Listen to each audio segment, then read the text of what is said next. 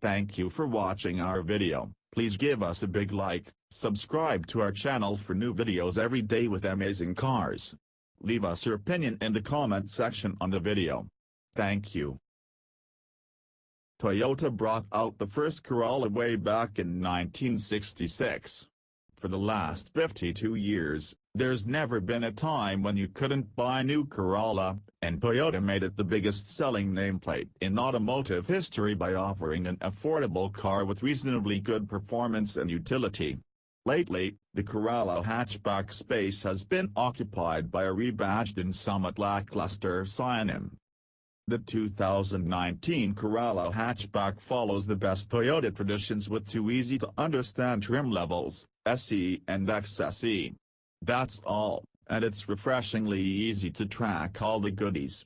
The car comes with just one engine for both trims, two transmission options, and a good safety and tech story. The SE is not a penalty box, and the XSE just adds some nice features like leather upholstery, heated power-adjustable seats, and a really nice upgraded digital gauge pod. The SE makes do with traditional gauges, but as the base model, it still includes paddle shifters for the CVT, electronic parking brake, smart key, and support for Apple CarPlay. This Corolla is the credible entry to compete with the Honda Civic and Chevrolet Cruze hatchbacks, but Toyota's going to have a harder time winning converts from the Mazda 3, VW Golf, or Subaru Impreza hatchbacks with this car. At press time, Toyota was not ready to announce pricing, and the EPA has not yet issued its fuel economy rating for the new Corolla hatchback, so we can't really compare apples to apples value with any 2018 models currently on the market. Toyota expects the new Corolla hatchback to be on sale by July. Interior and tech. You can't bring out a new car in this era without the latest in safety tech and driver aid features. Toyota's safety tech starts with the chassis platform. Toyota New Global Architecture, TNGA, is the scalable unibody on which the current Camry, Avalon, Prius, RAV4, CHR, and even some Lexus models are based. Having a common platform simplifies everything from development to construction, because engineers don't have to dial in several chassis designs. As a result, the new Corolla hatch rides and drives very nicely because the bugs have already been worked out. The new Corolla hatch will feature the latest Toyota Safety Sense, TSS 2.0. That package includes a pre-collision system with pedestrian detection, which will notice pedestrians along your way even at night, and will now identify bicyclists during the day. The system will warn the driver if things look close, and automatically apply the brakes to prevent or mitigate an accident. Toyota's adaptive cruise control is a great feature in the 2019 Corolla hatchback. The system understands when the driver applies the turn signal to change lanes, and the following distance function works flawlessly. If the Corolla is equipped with the continuously variable transmission, and almost all of them will be, then it includes adaptive cruise control, which Toyota calls dynamic radar cruise control. This is a great feature, and Toyota gets points for including it on base trim cars as well as the upgrade trim. DRCC works down to a full stop. The system understands when the driver applies the turn signal to change lanes, and the following distance function works flawlessly. TSS 2.0 also includes lane departure control with steering assist and new lane tracing assist functions, which help keep the car dead center in its lane at all times. This is fun if the driver is in the habit of applying minimal attention or control to the car, but if you're trying to drive on an enjoyable winding road, or just trying to stay away from the stone freeway driver who's wandering over into your lane, the Corolla will complain at you and tug-gate the wheel. Lane tracing assist works with the adaptive cruise control and tracks the exact center of the lane around a curve. Other features included in TSS 2.0 are road sign assist, which will read the road signs and sound an alert if the driver is spacing out, and automatic high beams. These are worthwhile features. Having the car say, in effect, "Hey dummy, the speed limit went to 35 back there. Apply some brake unless you want a ticket" would have saved us some money over the years. Auto high beams are a feature designed more to help the rest of the motoring public than the owner of the Corolla, but it's good tech anyway. Toyota offers the new Corolla with an 8-inch touchscreen display, mounted up high near the driver's natural field of vision. There's no sad trombone base model stereo in the base model. Every Corolla gets the 8-inch screen. The upgrade XSE trim adds HD radio, Sirius XM satellite capability, and Intune 3.0 connected services. From there, you can upgrade to the 800-watt JBL stereo with GPS navigation and all the trinkets. To be blunt, the JBL system isn't worth the money, whatever it turns out to cost. To be blunt, the JBL system isn't worth the money, whatever it turns out to cost. It didn't sound much better than the Bass system, and once you've got Apple CarPlay, you've got navigation. Also worth noting, the Corolla will not support Android Auto at launch. This is because Toyota has not yet finalized their agreement with Google to provide it. Toyota executives cited user privacy issues as the reason for the delay. The main creature comforts of the Corolla have been admirably handled. The interior feels good, with no demerits or obviously cut corners. Road noise is commendably attenuated, and the Corolla is comfortable even for 6-foot adults with little meat on their bones.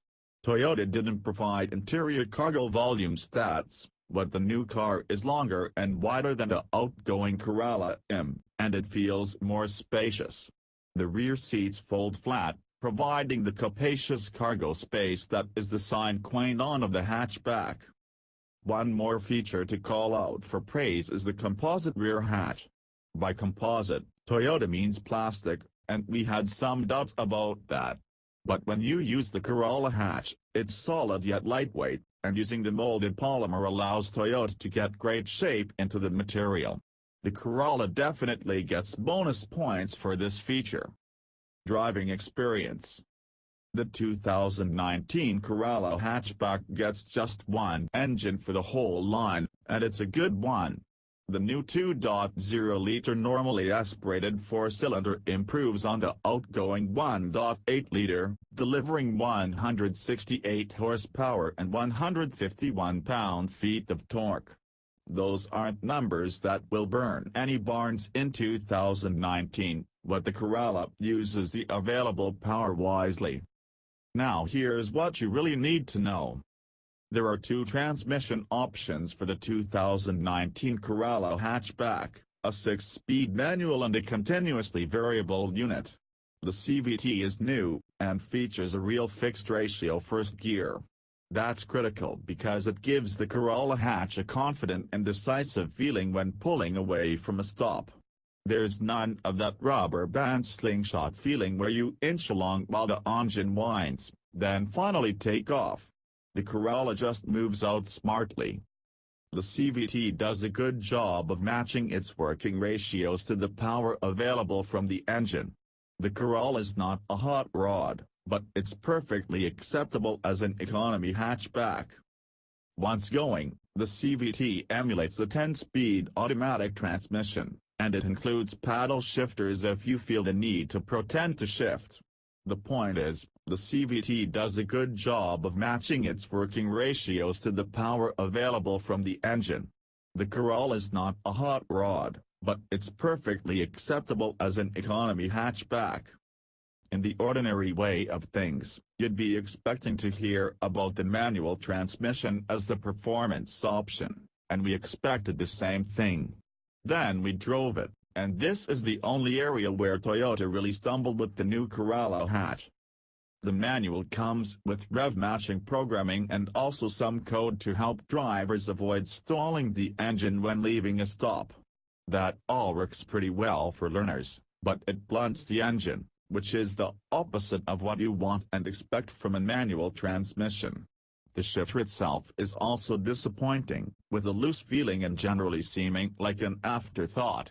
This is why the Corolla won't get many converts from the comparable Mazda 3 or VW Golf.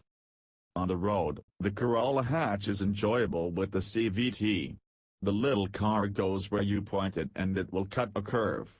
Going over rolling bumps and rough pavement, drivers will appreciate the rear multi-link suspension, and the predictable steering won't surprise you. Again, the Corolla is not intended to be a sports car, but it does its job in good form. We don't yet know fuel economy numbers, but Toyota knows what it needs to do in this arena. Asked if the planned relaxation of fuel economy standards would change their plans, one executive answered, "We don't plan on adjusting our program. This could all change in 2021. Warranty. The 2019 Corolla Hatchback will presumably be covered by the standard Toyota warranty of 3 years or 36,000 miles.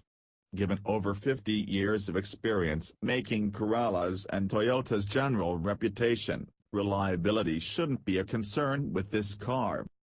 How DT would configure this car? The new Corolla Hatchback is easy to configure, though without pricing it's hard to say whether it's a car we would consider buying. The upgrade XSE trim brings you 18-inch wheels, adaptive front LED headlights, dual-zone climate control, heated and power-adjusting front seats, and a nifty video dash. You also get the better stereo, though we'd suggest saving the money on the JBL unit and talking to your aftermarket audio professionals if you care about sound. Moving up to XSE also buys blind spot monitoring. And we'd definitely choose the CVT, even though we can't quite believe we're actually typing those words. Conclusion. Let's slay the elephant in the room. We like this car better than the basic Honda Civic hatch. It's more fun to drive, and the 2-liter engine is more to our liking. Assuming they're price competitive, that's the biggest hurdle Toyota has to clear with this car. The Corolla doesn't have to compete with the Civic Type R. More generally, this is a car that's worthy of the Corolla nameplate. It's a vast improvement over the Scion or Toyota version of the hatchback, and Toyota should be proud of the difference. Yes, there's room to improve the Corolla hatch further, but assuming that the pricing is attractive, and there's every reason to think it will be, then this car is a winner for its segment. Thank you for watching our video. Please give us a big like, subscribe to our channel for new videos every day with amazing cars. Leave us your opinion in the comment section on the video. Thank you.